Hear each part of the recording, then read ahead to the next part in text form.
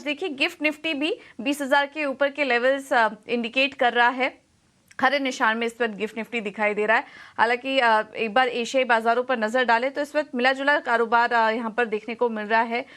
चीन के बाजार लाल निशान में है, वहीं दूसरी तरफ जापान के बाजार में हल्के हरे निशान में इस वक्त कारोबार होता हुआ दिखाई दे रहा है। हांगकांग और कोरिया के बाजार लाल निशान में इस वक्त, लेकिन गिफ्ट निफ्टी अभी भी सपाट है, लेकिन 20,000 के ऊपर के लेवल से इस वक्त यहाँ पर देखने को मिल रहा है। तो एक ऐतिहासिक स्तर भारतीय बाजारों में निफ्टी ने एक बड़ा माइलस्टोन कल पार किया है।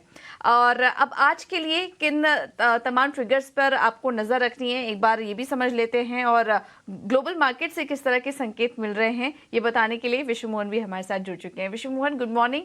बताइए आज ग्लोबल मार्केट से कैसे संकेत हैं? पूजा, आज अमेरिकी बाजारों से अगर शुरुआत करें तो वहां से तो अच्छे संकेत मिल रहे हैं। डॉ जोन्स में अच्छी तेजी दिखी, वॉल्ट डिज्नी में जो तेजी आई थी उससे सपोर्ट मिला डॉ जोन्स को। S&P 500 में भी आधे % के आसपास की तेजी दिखी, लेकिन टेक शेयरों के दम पर नैस्डैक की रैली ज्यादा थी, वहां पर 1.25% के आसपास की तेजी दिखी। आपने देखा टेस्ला में करीब 10% की तेजी, मॉर्गन स्टैनली से अपग्रेड के बाद ये तेजी आई।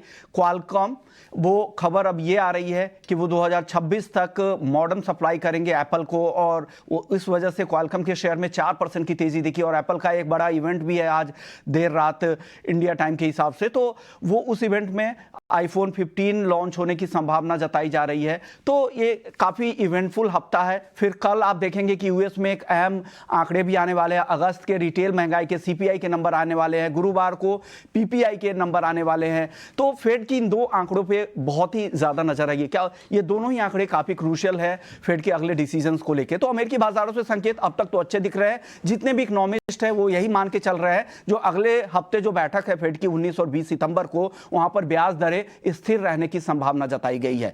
यूरोप के बाजार में आते हैं, यहां पर भी अच्छी तेजी दिखी, करीब आज चौथाई से आधे फीसदी तक की तेजी सारे इंडेक्स में दिखे। हालांकि दिन के ऊपरी स्तरों से हल्की नरमी के साथ बंद हुए, लेकिन तेजी वहां पर भी थी। माइनिंग और मेटल शेयरों में अच्छी तेजी दिखी। ECB की गुरुवार को बैठक है, उम्मीदें यही है कि वहां पर 0.25% ब्याज दरें बढ़ सकती है, 0.25% से बढ़कर ब्याज दरें 4% पे हो सकती है। लेकिन यूरोपियन कमीशन ने यूरोजोन की जो ग्रोथ के जो नंबर्स है उसके अनुमान को 1.7% से घटाकर 1.4% कर दिया। तो एक चिंता वाली बात वो है, लेकिन वो बहुत ज्यादा उस तरह के आंकड़े नहीं है। अब बात करते हैं एशियाई बाजारों की। आप कह रही थी एशियाई बाजारों में मिला जुला कारोबार हो रहा है। गिफ्ट निफ्टी की अगर बात करें तो वो सपाट कारोबार कर रहा है। जापान के बाजार में तेजी दिख रही है, लेकिन चाइना और साथ ही हांगकांग, कॉस्पी यहां पर दबाव दिख रहा है। लेकिन यहां पर भी काफी सारे आंकड़े आने हैं। भारत की अगर बात करें तो यहां पर IIP और CPI के आंकड़े आने वाले हैं। साथ ही चीन में इस हफ्ते रिटेल सेल्स के आंकड़े आएंगे, होम सेल्स प्राइसेस के आंकड़े आने वाले हैं, साथ ही इंडस्ट्रियल आउटपुट के आंकड़े भी शुक्रवार को चीन में आने वाले हैं। तो कुछ अहम आंकड़ों वाला हफ्ता है, देखते हैं किस तरह से प्ले आउट चीजें होती हैं। लेकिन अब तक संकेत घरेलू बाजार के लिए अच्छे दिख रहे हैं, और जो सेंटीमेंट है वो भी यहां पर काफी बेहतर है घरेलू बाजार के लिए।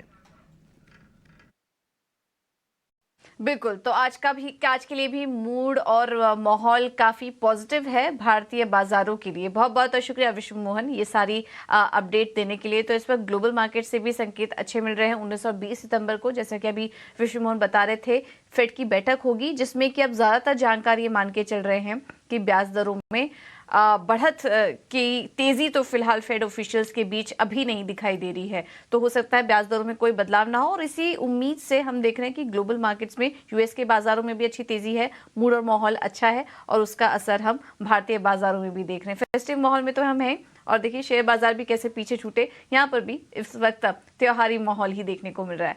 तो आज के लिए कौन से इंपॉर्टेंट लेवल्स होंगे जिन्हें कि आपको नजर, FNO डेटा क्या कह रहे हैं, क्या इंपॉर्टेंट सपोर्ट और रेजिस्टेंस लेवल अब निफ्टी के लिए निकल कर आ रहे हैं, ये एक बार समझ लेते हैं। और हमारे साथ डिम्पी कालरा जुड़ चुके हैं फोन लाइन पर। डिम्पी, गुड मॉर्निंग, बताइए।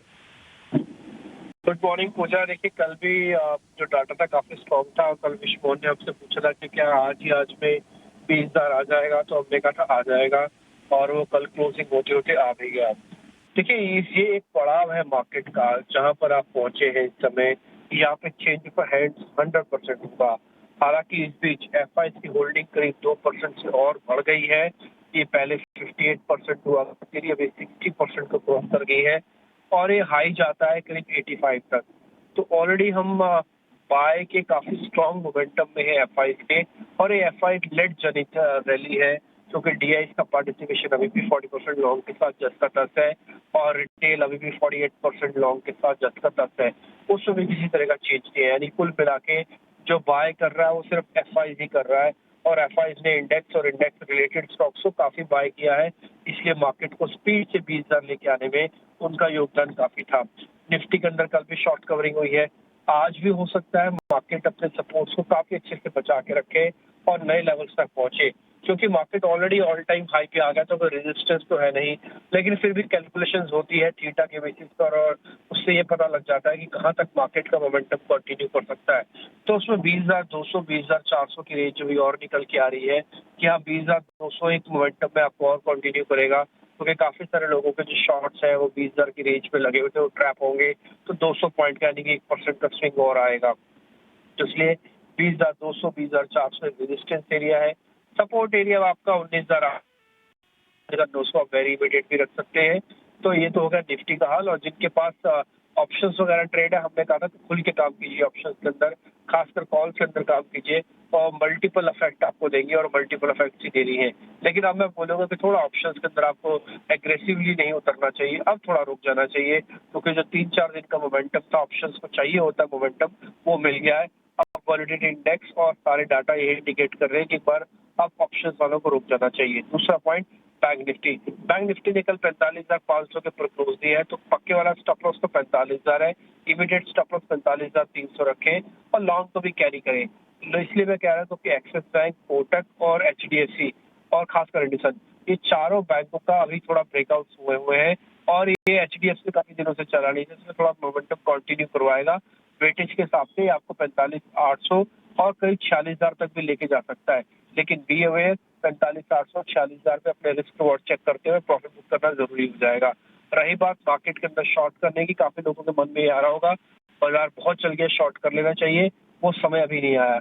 अभी मार्केट स्ट्रॉन्ग बुल और FIs के गिरफ्त में है, अभी ये पंगे नहीं लेने चाहिए, अभी थोड़ा रुक जाना चाहिए, शॉर्ट्स के लिए मौके आपको भरपूर मिलेंगे।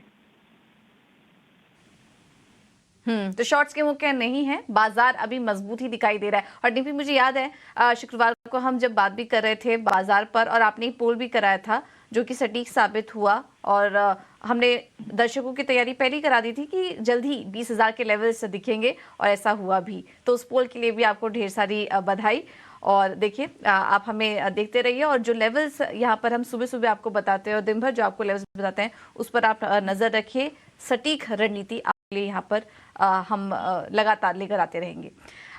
तो चलिए अब आगे बढ़ते हैं। तो ये तो ही निफ्टी और बैंक निफ्टी के लेवल्स जिस पर कि आपको नजर रखनी है। बाजार इस वक्त मजबूत नजर आ रहा है, शॉर्ट मत करिए। ये कैलकुलेशन के हिसाब से कुछ लेवल्स नजर आ रहे हैं, लेकिन ओवरऑल मोमेंटम अभी तेजी की तरफ ही है।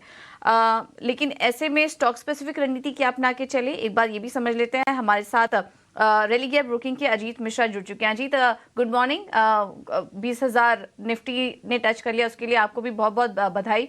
अब ऐसे में किस तरह से ट्रेड करें निफ्टी और बैंक निफ्टी में, अगर आपका कुछ व्यू आप शेयर कर पाएं तो, और इसके अलावा स्टॉक स्पेसिफिक रिकमेंडेशन आपकी तरफ से क्या होगी, क्या कहाँ पर ट्रेड करें?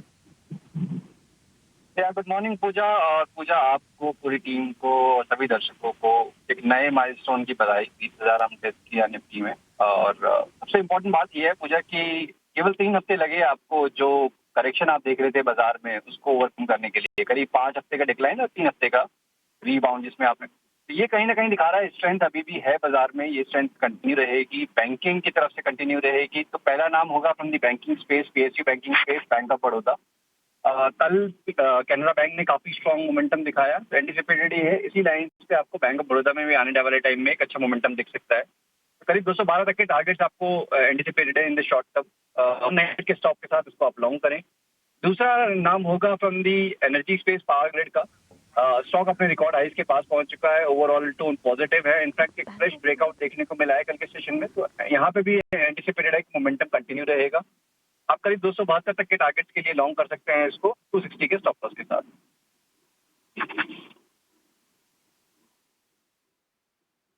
अजीत आपने बैंक ऑफ बड़ौदा बोला, राइट? जी बिल्कुल जी ओके। तो बैंक ऑफ बड़ौदा और पावर ग्रिड इन दोनों में खरीदारी करने की राय। 198 का स्टॉप लॉस, 212 का टारगेट बैंक ऑफ बड़ौदा के लिए और पावर ग्रिड के लिए भी 272 के टारगेट्स के लिए आप यहाँ पर खरीदारी करके चल सकते हैं। तो इस वक्त इस मोमेंटम में इन दो स्टॉक्स में तेजी करने की राय अजीत की तरफ से। आगे कुछ और भी ट्रेडिंग आइडियाज आपके सामने रखेंगे एक एक करके। थैंक यू अजीत आपका समय देने के लिए। अब आगे बढ़ते हैं और अब